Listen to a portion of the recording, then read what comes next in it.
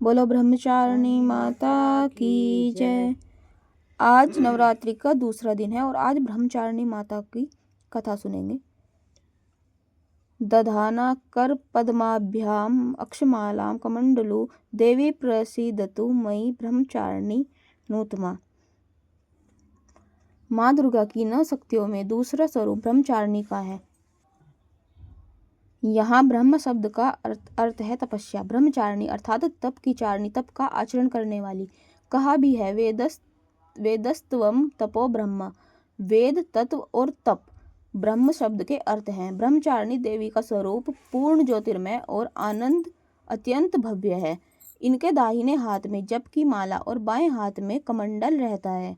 अपने पूर्व जन्म में जब ये हिमालय के घर पुत्री के रूप में उत्पन्न हुई थी, तब नारद के उपदेश से इन्होंने भगवान शंकर जी को पति रूप में प्राप्त करने के लिए अत्यंत कठिन तपस्या की थी। इसी दुष्कर तपस्या के कारण इन्हें तपश्चारिणी अर्थात ब्रह्मचारिणी नाम से अभिहित किया गया था। 1000 वर्ष उन्होंने केवल मूल फल खाकर व्यतीत किए थे। 100 वर्ष तक केवल शाक पर निर्वाह किया था। कुछ दिन तक कठिन उपवास रखते हुए खुले आकाश के नीचे वर्षा तथा धूप के भयानक कष्ट सहे। इस कठिन तपस्या के पश्चात 3000 वर्षों तक केवल जमीन पर टूटकर गिरे हुए बेलपत्रों को खाकर ही निर्वाह किया। भगवान शंकर की आराधना करती रही। इसके बाद उन्होंने सूखे बेलपत्रों को भी खाना छोड़ दिया। कई हजार वर्षों तक वह निर्जल और निराहार तपस्या करती रही। पत्तों को खाना छोड़ने के कारण इनका नाम अपर्णा भी पड़ गया। कई हजार वर्षों तक इस कठिन तपस्या के कारण ब्रह्मचारिणी देवी का पूर्व जन्म का शरीर एकदम क्षीण हो उठा। वह अत्यंत ही कृशकाय हो गई थी। उनकी यह दशा देखकर उनकी माता मैना अत्यंत दुखित हो उठी।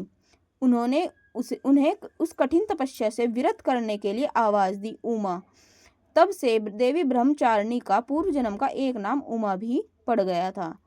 उनकी इस तपस्या से तीनों लोकों में हाहाकार मच गया था। देवता, ऋषि, सिद्धगण, मुनि तथा ब्रह्मचारिणी देवी की इस तपस्या को अभूतपूर्व पूर्ण कृत्य बताते हुए उनकी सराहना करने लगे। अंत में पितामह ब्रह्मा जी ने आकाशवाणी के द्वारा उन्हें संबोधित करते हुए प्रसन्न स्वरों में कहा, हे देवी, आज तक किसी ने ऐसी कठोर तपस्या नहीं की थी। ऐसी तपस्या तुम्ही से ही सर्वतोभावेन परिपूर्ण होगी। भगवान चंद्रमौली शिवजी तुम्हें पति के रूप में प्राप्त होंगे। अब तुम्हें माँ तपस्या से विरत होकर घर लौटना चाहिए। शीघ्र ही तुम्हारे पिताजी तुम्हें बुलाने आ रहे हैं। माँ दुर्गा जी का यह स्वरूप भक्तों को सिद्धि और अनंत फल देने वाला है। इनकी उपासना से मनुष्य में तप, त्याग, वैराग्य, सदाचार, संयम की वृद्धि होती है।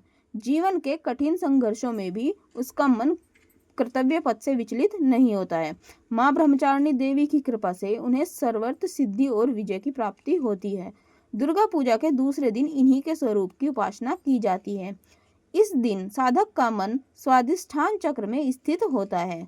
इस चक्र में अवस्थित मन वाला योगी उनकी कृपा और भक्ति प्राप्त करता है। बोलो ब्रह्मचारिणी माता की जय।